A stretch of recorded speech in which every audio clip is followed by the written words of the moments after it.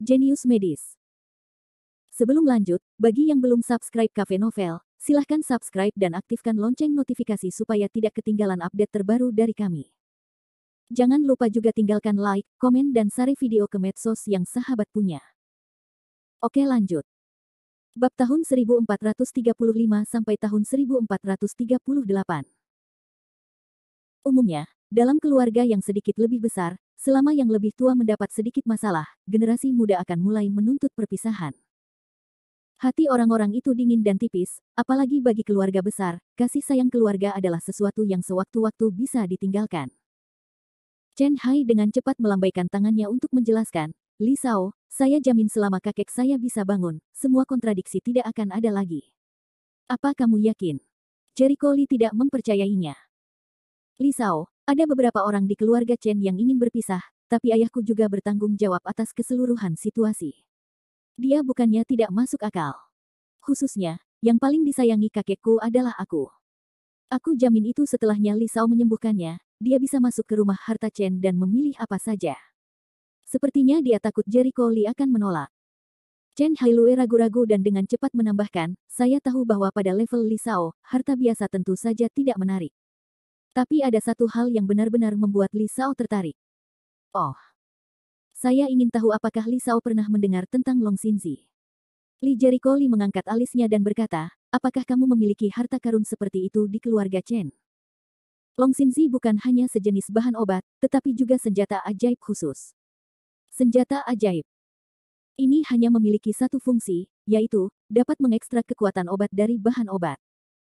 Meskipun Danding dan Lu dapat mencapai efek yang sama, Danding dan Lu akan menyebabkan hilangnya kekuatan obat.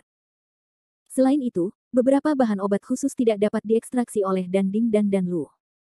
Misalnya, buah pohon hantu wajah manusia yang diperoleh Jericho Li memiliki efek khusus. Tentu saja, bahkan peralatan pemurnian pun memiliki persyaratan khusus. Tepatnya, Long Xinzi memenuhi persyaratan. Awalnya, Jericho Li tidak tahu cara menggunakannya buah pohon hantu wajah manusia yang kebetulan ngantuk dan ketemu bantal. Kakek saya pernah mendapat Long Xinzi, yang disimpan di rumah harta keluarga. Rumah harta keluarga selalu dikelola olehnya. Sejak dia tidak sadarkan diri, orang lain tidak punya cara untuk membuka rumah harta karun itu. Chen Hai menjelaskan tanpa daya. Jadi begitu. Tak heran jika keluarga Chen ingin memisahkan keluarganya. Ternyata mereka tidak bisa mendapatkan manfaatnya. Bagaimanapun, rumah harta karun itu ada di tangan orang mati yang masih hidup, terutama orang mati yang masih hidup. Jelas sekali bahwa orang mati tidak hanya memiliki rumah harta karun. Jika Li Shao bisa menyembuhkan kakekku. Jericho Li berpikir sejenak dan mengangguk, ya, tapi sekarang adalah pertemuan pertukaran asosiasi pengobatan Tiongkok. Setidaknya setelah pertemuan pertukaran selesai, saya bisa pergi ke sana. Tidak masalah. Chen Hai merasa lega, dan Jericho Li sangat senang berjanji. Tempat asosiasi pengobatan tradisional Tiongkok cukup sepi di malam hari. Di dunia pencaksilat, sebuah berita telah menyebar sehingga menimbulkan kegaduhan yang besar. Hari ini, Dewa Seni Bela Diri telah membunuh master dari guru roh Jepang, Fujihara Matsu. Kabar ini seperti terakhir kali Jericho Li membunuh Yamamoto Bancang yang membuat banyak orang kaget. Berjongkok, apakah orang ini masih manusia? Dia membunuh guru roh lainnya. Seberapa kuat dia? Lingxi tidak tahan satu pukulan pun di bawah tangannya. Membunuh Lingxi itu seperti memotong melon dan sayuran. Dia berada di tahap akhir dari ramuan emas. Di dalam ramuan emas, dia tak terkalahkan. Semua orang terkejut dengan kekuatan luar biasa Jericho Li. Sejak debutnya, Jericho Li telah membunuh satu dan satu lagi ahli yang jauh lebih kuat darinya, menciptakan mitos yang tak terhitung jumlahnya, yang membuat orang mati rasa karena keterkejutan awal. Nampaknya Lingxi yang ada di bawah tangan Jericho Li hanyalah seekor semut yang mudah dibunuh. Terakhir kali Yamamoto, kali ini Fujiwara. Siapa selanjutnya? Apakah Wu Shen punya dendam terhadap keluarga Jepang? Bagaimana kamu bisa melakukannya lagi dan lagi? Siapa yang tahu? Aku khawatir ada sesuatu di dalamnya. Jericho Li membunuh banyak master Jepang, termasuk Fujihara Matsu dan Yamamoto Bancang, yang menimbulkan kecurigaan dunia persilatan. Semua orang menduga kedua belah pihak punya dendam sebelum mereka bertemu. Tentu saja dunia persilatan di Tiongkok sangat bergembira dengan gugurnya para jagoan Jepang, bukan hanya karena mereka bermusuhan, tapi juga karena saling membenci. Kebanyakan orang percaya pada kekuatan Jericho Lee, tapi selalu ada beberapa pengecualian. Fujihara Matsu adalah seorang ahli terkenal di Jepang. Bahkan dikatakan bahwa dia lebih baik dari Yamamoto Bancang. Bagaimana dia bisa mati di tangan seorang guru surgawi? Saya khawatir rumor itu salah. Saya benar-benar tidak percaya bahwa seorang guru surgawi dapat membunuh seorang guru roh. Beberapa orang mempertanyakan kekuatan Jericho Lee. Lagi pula, terlalu mengejutkan bagi mereka untuk membunuh Lingxi. Mereka tidak dapat menerima keberadaan yang begitu tinggi dan tidak dapat dicapai sehingga mereka dibunuh sesuka hati. Jika benar, apa tujuan dari pencak silat yang mereka tekuni selama bertahun-tahun? Dibunuh seperti anjing. Ibu kota. Kekuatan Wu Shen benar-benar semakin mengerikan. Ya, ketika dia bisa membunuh Gai Zhouyu, aku tahu dia akan lebih mengerikan daripada Gai Zhouyu, tapi aku tidak menyangka dia akan begitu mengerikan. Fan Yagang dan Hu Jin saling memandang dengan tatapan rumit. Sebagai salah satu dari 3 guru surgawi yang agung, ia sering dibandingkan dengan Gai Zhouyu. Saat ini, menghadapi dewa bela diri yang galak dan terkenal, hanya ada semacam kelemahan dari hati. Kekuatan Jericho Lee benar-benar melampaui imajinasi mereka. Pada awalnya, Gai Zhouyu baru saja menerobos guru surgawi dan bertarung melawan 7 guru surgawi sendirian, yang membuat mereka sulit untuk membayangkannya. Mereka mengira hanya seperti ini. Namun, Jericho Lee mendefinisikan secara lengkap kata jenius. Pada tahap awal Jindan, ia mampu bersaing dengan Yuanying tahap awal dan bahkan tengah. Pada tahap akhir Jindan, ahli pembunuhan Yuanying seperti memotong melon dan sayuran. Sepertinya Tuan Yuanying ada di bawah tangannya, seperti macan kertas. Yah, jangan pikirkan itu. Merupakan berkah bagi Huaxia untuk memiliki guru seperti dia. Beruntung, tapi mereka sedikit masam. He Sengliang lahir ketika Yu lahir. Semua orang ingin menjadi putra surga, tapi tidak ingin orang lain lebih baik dari diri mereka sendiri. Jelas sekali bahwa suasana hati mereka saat ini sangat bertentangan. Namun sebaliknya, beberapa orang lebih rumit dari yang lain. Keluarga Rong. Aduh. Mendengar sepotong berita dari laporan itu, Rong Changsheng merosot ke kursi dengan tatapan kuyuh. Dia kesepian dan kesepian. Turun. Rong Changsheng melambaikan tangannya dan menyuruh pelayannya pergi. Kakek. Rong Tianlin sedang dalam mood yang buruk melihatnya seperti ini. Tianlin, menurutmu apakah keputusan paling salah yang dibuat kakek dalam hidupnya mendorong Xinlian ke arah sebaliknya? Hanya penyesalan yang tersisa di jantung kemakmuran. Jika dia tidak terlalu bertele-tele pada awalnya dan memisahkan Rong Xinlian dan Li Wenyan, saya khawatir situasinya akan sangat berbeda hari ini.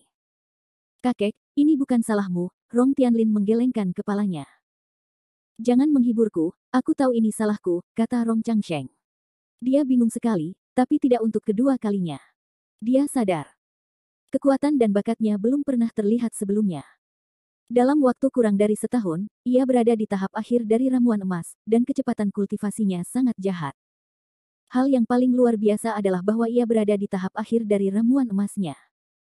Dia dapat dengan mudah membunuh Tuan Yuanying. Potensi pertumbuhannya di luar perkiraan. Bab 1436. Semakin banyak keributan yang ditimbulkan Jericho Lee, semakin rumit suasana hatinya untuk mencapai kemakmuran. Meski orang-orang kuat Rong Changsheng patah tangan dan menghamburkan kekayaan keluarga Rong, sehingga membangkitkan semangat juang keluarga, namun sangat sulit membuat keluarga Rong kembali ke puncak kejayaannya dalam waktu singkat. Secara khusus, prestasi Jericho Lee telah melampaui apa yang disebut sebagai talenta. Belum lagi, penduduk desa yang dulu dianggap remeh kini menjadi guru spiritual yang tidak bisa dia jangkau. Betapa kejamnya hati Rong Changsheng saat memutuskan Rong Xinlian dan Li Wenyan. Betapa menyesalnya hatinya saat ini. Kakek, aku akan bekerja keras. Rong Tianlin tidak tahu bagaimana menghiburnya, hanya mendesak dirinya untuk berlatih keras. Wen Yan, wajah Rong Changsheng sedikit mereda. Tianlin, jangan salahkan kakekmu karena memberimu terlalu banyak tekanan, tapi keluarga Rong tidak lagi lebih baik dari sebelumnya. Keluarga Rong yang telah kehilangan seluruh kekayaannya tidak mengalami kecelakaan apapun dan segera turun dari jajaran keluarga Tian Zihao. Secara khusus, Rong Changsheng mulai menjadi seorang pertapa dan tidak lagi aktif seperti dulu. Keluarga Rong saat ini bukan lagi keluarga Tian Zihao, dan bahkan sebagian besar keluarga di Zihao lebih rendah. Meskipun Rong Changsheng adalah penguasa surga, orang lain tidak berani meremehkan keluarga Rong, namun kekuatan keluarga Rong tidak bisa dibandingkan dengan masa lalu. Saya mengerti. Rong Tianlin mengangguk dengan berat, sekarang saya telah menerobos ke awal lembah, tidak ada harapan kecil bahwa dalam 3 tahun, saya akan menerobos ke guru surgawi. Setelah serangkaian perubahan dan serangan keluarga, Rong Tianlin telah benar-benar kehilangan kesenangan aslinya. Dia sangat rajin dalam berkultivasi dan menunjukkan bakat kultivasinya yang luar biasa. Dibandingkan dengan seorang jenius sejati, itu masih belum mengesankan. Keluarga Lu.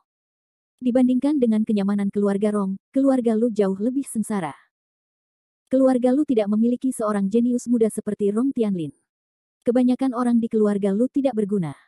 Tak satu pun dari mereka dapat menampung apapun. Apalagi setelah kekayaan keluarga habis, kekuatan keluarga secara keseluruhan berkurang drastis. Hal ini secara langsung menyebabkan hilangnya kekompakan seluruh keluarga. Akibatnya pohon tumbang dan kera-kera berhamburan.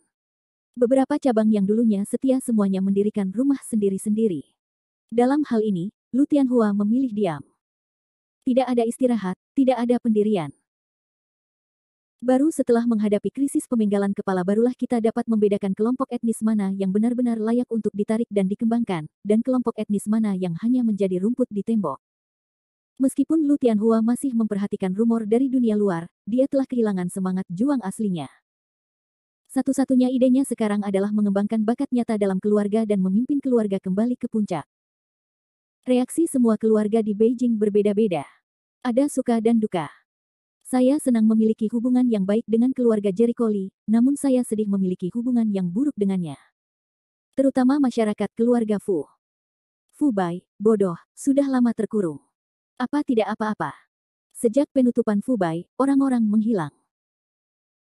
Tentu saja menarik kecurigaan keluarga Fu Qixi setelah beberapa pertanyaan, baru tahu bahwa Jericho Lee memberi Fu Bai serangkaian metode pelatihan. Jangan khawatir. Katanya setengah tahun sampai 8 bulan sebelum tutup. Sekarang saatnya. Hampir sama. Kata Fu Chengshen di satu sisi. Yah, sudah lama sekali dan tidak terjadi apa-apa. Bagaimana jika gagal? Dia mengerutkan kening. Fu Cheng memelototi putrinya, jangan berkokok. Aku tidak punya paruh burung gagak. Ayah, kamu tidak tahu kalau Fu Bai sudah lama melewatkan waktu terbaik untuk berlatih, dan fisiknya sudah terbentuk. Hampir mustahil menjadi seorang pejuang. Foxi memohon. Fu Cheng tertegun dan mengerutkan kening. Metodenya diberikan oleh Wu Shen. Wu Shen tidak perlu menipu kita. Baiklah. Fu Qixi mengerutkan kening dan berhenti bicara. Dia mengalihkan pandangannya ke pintu ruang rahasia. Ledakan. Setelah menunggu lebih dari 2 jam, pintu ruang rahasia akhirnya terbuka. Batuk. Ho, aku sudah lama tidak menghirup udara segar. Nyaman. Sebuah suara malas terdengar dari ruang rahasia, lalu Fu Bai keluar sambil meregangkan tubuh. Keluar. Orang-orang dari keluarga Fu yang menunggu di pintu bergegas. Bagaimana dengan Xiao Bai? Berhasil. Ayo, kita terburu-buru. Semua orang berbicara dan bertanya. Fu Bai tertegun, sedikit bingung, jadi dia memandang orang-orang di depannya, tunggu. Apa yang terjadi? Petik 2. Oh, apa lagi yang bisa terjadi? Tentu saja, ini tentang kamu diam. Fu Qixi menatapnya dengan cermat dengan matanya. Dia merasa temperamen Fu Bai tidak sama seperti sebelumnya, tapi dia tidak tahu apakah itu ilusi bahwa Fu Bai kotor. Oh, kalian semua peduli tentang itu. Fu Bai mengedipkan matanya, lalu menyeringai dan pergi ke meja batu. Dia mengangkat tangannya dan menamparnya dengan keras. Bang! Meja batu granit padat tiba-tiba berbunyi klik dan terbelah seketika. Tiba-tiba, udara menjadi sunyi, dan semua orang menghirup udara. Detik berikutnya, semua orang sangat gembira. Sungguh luar biasa. Jika mereka tidak melihatnya dengan mata kepala sendiri, mereka tidak akan percaya bahwa seseorang yang telah melewatkan usia pelatihan terbaik bisa menjadi seorang pejuang. Hahaha. Para tetua menangis dan tertawa. Fu Qixi berlari untuk bertanya, apa kekuatanmu sekarang?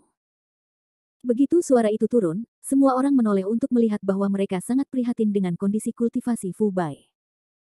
Fu Bai berpikir beberapa detik, merenung, jika kamu tidak membuat kesalahan, kamu harus berlatih Qi nanti. Hanya 1 langkah lagi dari periode fondasi. Apa? Semua orang terkejut.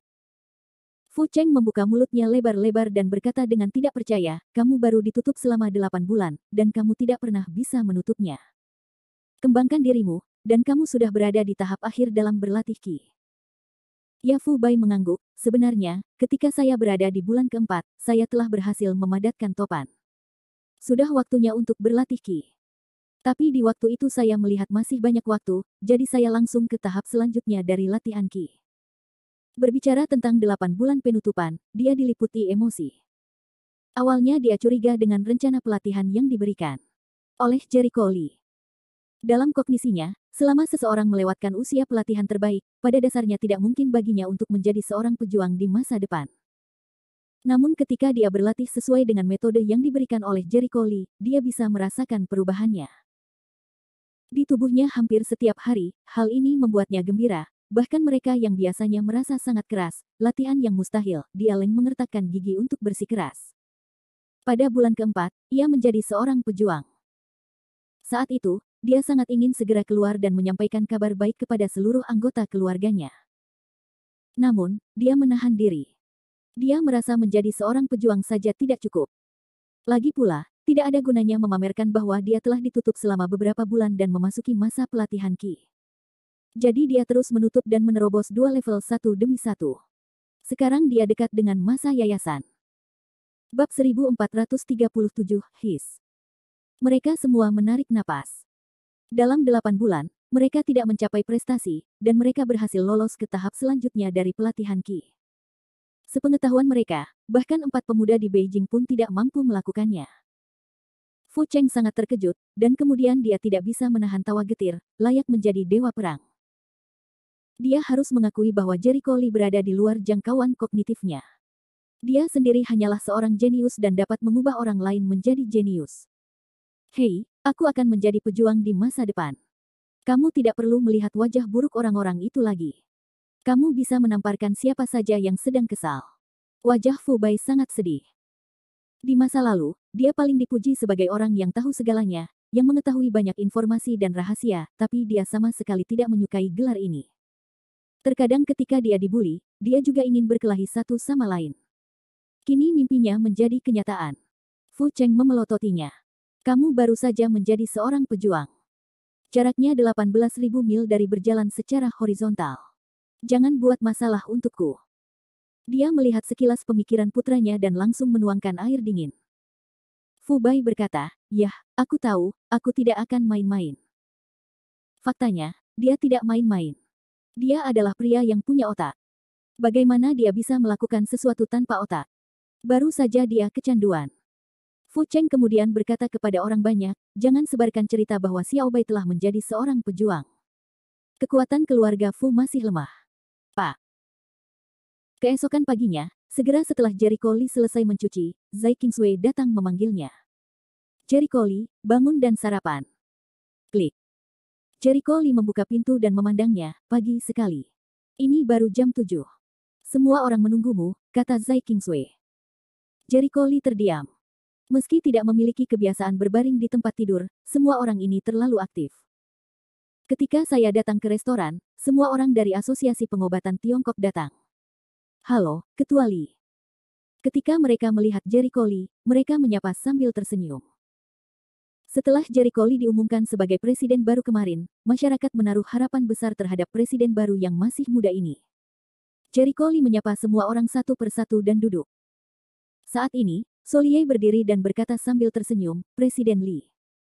Jericho Lee berkedip, Dinsu, Presiden Lee agak terlalu orisinal. Meski sudah menjadi presiden, ia selalu merasa bosan membiarkan seseorang yang akan menjadi kakeknya menyebut dirinya presiden. Hehe, oke, Solier mengangguk, Jericho Lee, tadi malam banyak orang yang menyarankan kepadaku agar kita melewatkan tautan sumbangan harta karun dokter lain hari ini. Semua orang ingin melihat keahlian unikmu. Jericho Lee tercengang. Jangan kaget. Kamu tahu, dibandingkan dengan keterampilan medismu, metode orang besar itu agak lemah. Sejujurnya, beberapa pasien yang datang ke pertemuan pertukaran kemarin berencana menggunakan kesempatan ini untuk menemuimu hari ini. Tanda seru petik 2. Jericho Lee sedikit terdiam. Dalam hal keterampilan medis, setiap orang memiliki keterampilan uniknya masing-masing. Terlalu berlebihan untuk mengatakan bahwa Anda tidak dapat melakukannya. Kemampuan kami jauh dari kemampuan Anda. Benar. Jika saya memiliki keterampilan unik yang dapat menandingi keterampilan akupuntur Presiden Lee, saya dapat terbangun dalam mimpi saya. Kecuali, jangan rendah hati. Mereka semua berkata sambil tersenyum bahwa perkataan mereka bukanlah pujian kepada Jericho Lee, tetapi teknik akupuntur Jericho Lee benar-benar mencapai puncaknya, dan mereka merasa rendah diri. Jericho Lee memiliki dasar yang baik dalam akupuntur dan moksibusi, dan dia diberkati dengan ki internal. Efek terapeutiknya sangat bagus sehingga berlawanan dengan langit. Berapa banyak orang di dunia yang bisa dibandingkan dengannya? Yah, karena kamu sudah mengatakan itu, jika aku menolak lagi, aku akan sedikit malu. Jericho Lee tidak berdaya. Mendengar ini, orang-orang tidak bisa menahan senyum. Solie berkata penuh harap, kemarin saya melihat akupuntur dan moksibusi Anda, serta cara menjelaskan teori pengobatan tradisional Tiongkok. Kami tidak menikmatinya. Saya harap Anda dapat membicarakannya lebih banyak. Begini, apa yang ingin Anda katakan?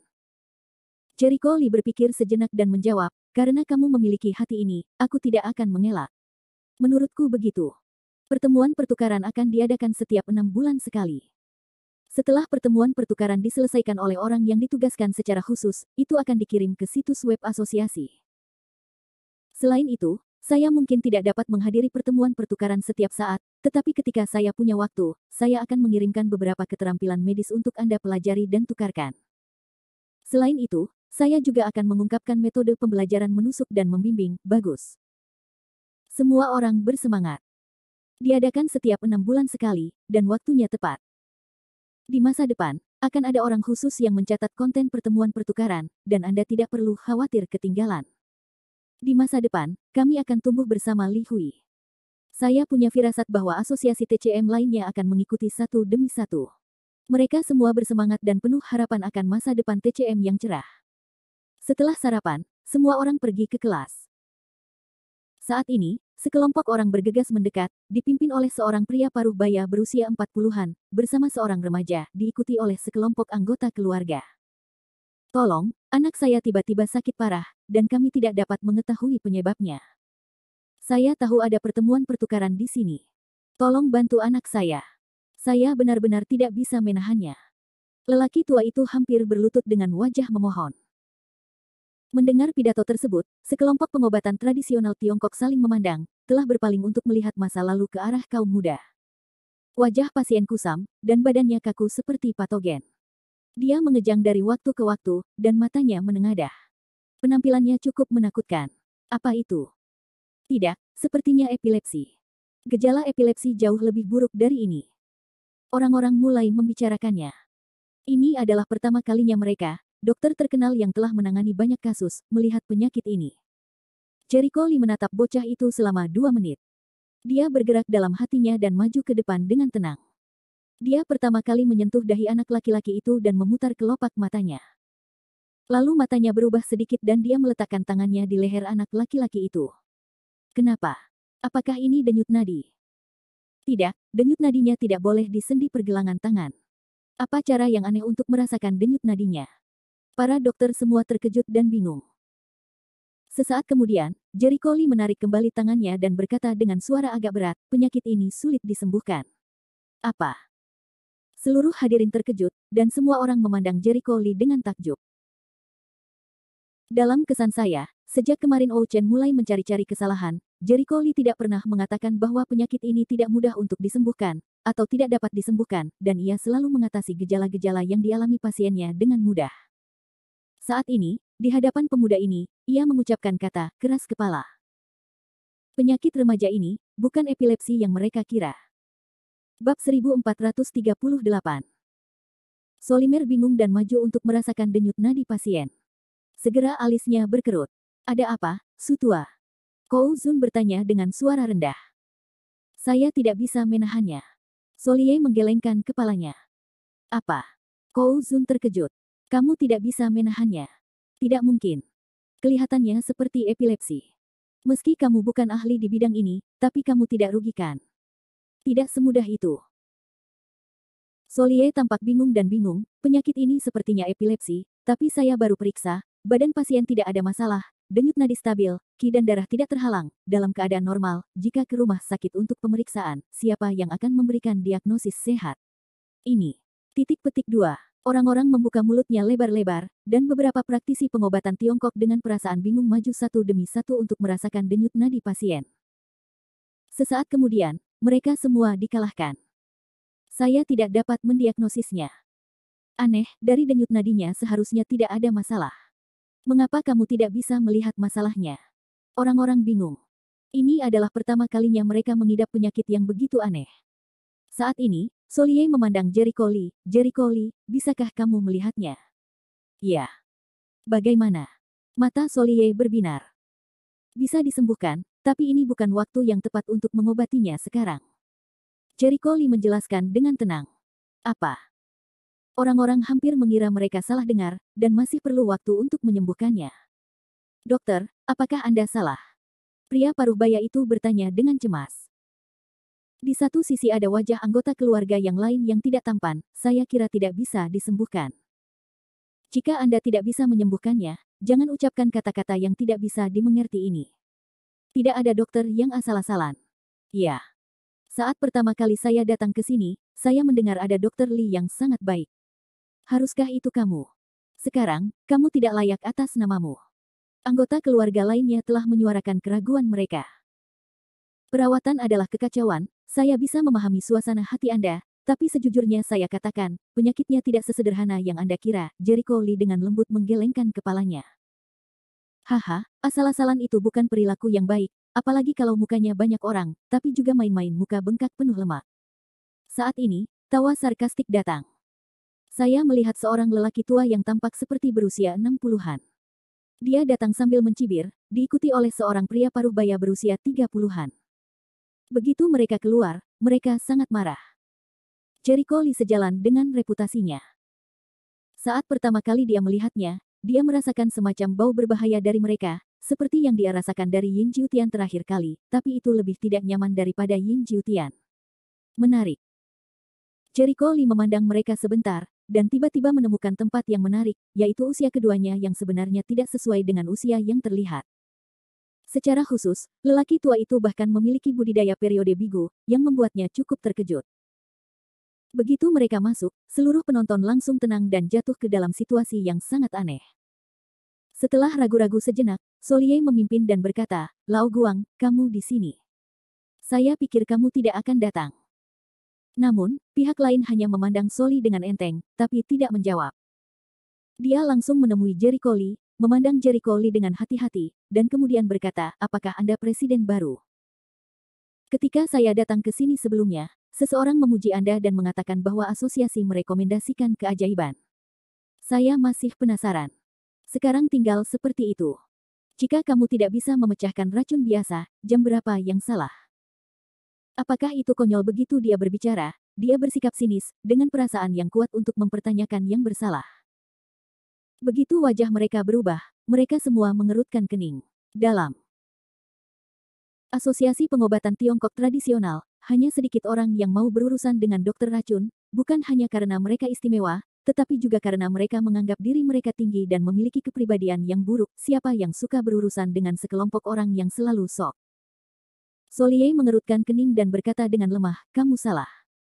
Siapa yang menetapkan presiden harus bisa menyembuhkan penyakit apapun? Bahkan Presiden Zai tidak berani mengatakan itu. Karena tidak bisa disembuhkan, kualifikasi apa yang Anda miliki untuk menjadi presiden?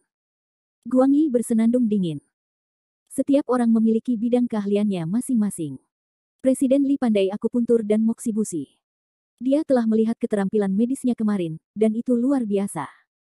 Mengenai racun yang Anda katakan, apa yang aneh dengan Presiden Li yang tidak pandai dalam hal itu? Jika Anda pandai meracuni, saya bertanya, apakah Anda pandai akupuntur? Kekuatan kabelnya tidak asin atau hambar. Bersenandung. Wajah Guang Yi muram, tapi dia tidak membantah lagi, tapi faktanya tidak berarti dia akan yakin. Dia menatap Jericho Lee dengan dingin. Kemarin, Presiden Lee membuat banyak pernyataan, mengatakan bahwa selama ada orang yang bisa menantang Presiden Lee dalam bentuk apapun selama pertemuan pertukaran, itu tetap dihitung. Hitung, kata Jericho Lee. Dia berharap pria ini akan menantangnya. Yah, hari ini saya akan menantang Presiden Lee dengan racun ini. Saya tidak tahu apakah Presiden Lee berani menerima tantangan itu. Guang Yi mencibir. Semua orang terkejut dan kembali mengernyit. Baru saja Jericho Lee menjelaskan dengan jelas bahwa penyakit ini sangat sulit diobati, dan waktunya tidak tepat. Bukankah Guang Yi sengaja memilih waktu yang tidak baik untuk ditantang? Penjahat. Beberapa dokter pengobatan tradisional Tiongkok mengejeknya, tapi mereka tahu banyak tentang Guang Yi. Guang Yi selalu menjadi orang yang tidak tahu malu dan memanfaatkan bahaya orang lain. Saat menghadapi bisikan, Guang Yi berkata, "Ketua Li, jika Anda tidak berani mengambil alih, sebaiknya Anda menyerahkan posisi Anda kepada orang lain sesegera mungkin. Lagi pula, kamu tidak yakin." "Yah, aku juga mengharapkannya." Jericho Lee tersenyum dengan tenang, tidak sedikit pun panik. "Tantangan ini aku ambil, tapi aku ingin tahu, bagaimana kamu ingin mengobati racun ini?" Tiandu 7 jarum. Guang Yi Mianlu dengan puas mengatakan perlakuannya. Sekali lagi, mereka terkejut. Tiandu 7 jarum. Apakah ada metode tusuk jarum seperti itu? Dikatakan bahwa 7 suntikan racun pada hari ini dapat menyelesaikan semua jenis racun di dunia. Ada banyak diskusi. Bahkan anggota keluarga pasien yang berada di tempat kejadian pun bersemangat, "Hebat. Mintalah dokter Guang untuk membantunya." Pengobatan tradisional Tiongkok dari Asosiasi Pengobatan Tiongkok juga memiliki tampilan yang rumit. Mereka juga memiliki pengetahuan tentang 7 jarum Tiandu. Meskipun mereka belum pernah melihat Guang Yi tampil di depan mereka, nama 7 jarum Tiandu seperti guntur. Dikatakan bahwa jenis akupuntur ini dirancang khusus untuk pengobatan beberapa penyakit beracun, dan efek terapeutiknya bisa disebut merugikan. Namun, karena rumitnya prosesnya, sangat sulit untuk memasang jarum. Semua orang yang bisa menguasainya cukup mahir dalam pengobatan racun. Soli segera memikirkan sesuatu dan bertanya pada Jericho Lee, "Jericho Lee, apa kamu tidak tahu caranya untuk mendetoksifikasi tusuk jarum?"